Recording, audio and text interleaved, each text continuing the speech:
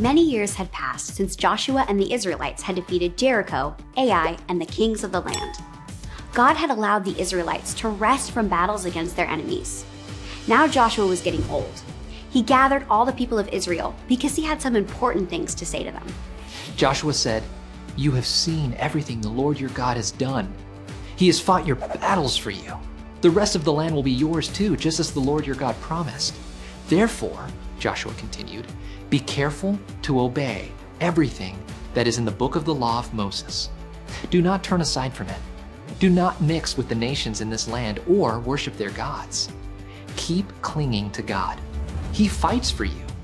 So love the Lord your God, and if you disobey God, he will no longer help you win these battles. In fact, you will die here if you disobey him." Joshua reminded the people about the things God had done in the past. God had called Abraham and had given him a son, Isaac. He had given Isaac 2 sons, Jacob and Esau. Jacob's children had become slaves in Egypt, where God had sent Moses and Aaron. God had rescued the Israelites from the Egyptians, bringing them safely across the Red Sea.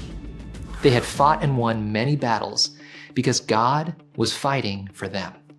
God had done so many great things for his people. So Joshua commanded the people, "Fear the Lord and worship him, or will you worship false gods? As for me and my family, we will worship the Lord." The people replied, "We will not abandon the Lord. We know how much God has done for us, and we love him."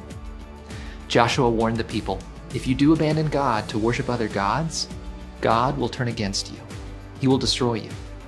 "No," the people replied, "we will worship the Lord." On that day, Joshua made a covenant with the people. He wrote it down and also set up a large stone under an oak tree. Joshua said, "This stone will be a reminder of your duty to serve the Lord, who kept every promise in bringing you into this land." Then Joshua sent the people back to their homes. After that, Joshua died. He was 110 years old.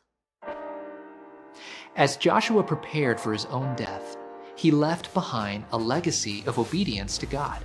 And after Jesus' death and resurrection, he appeared to the disciples and left them with a legacy too: to obey him by making disciples of all nations.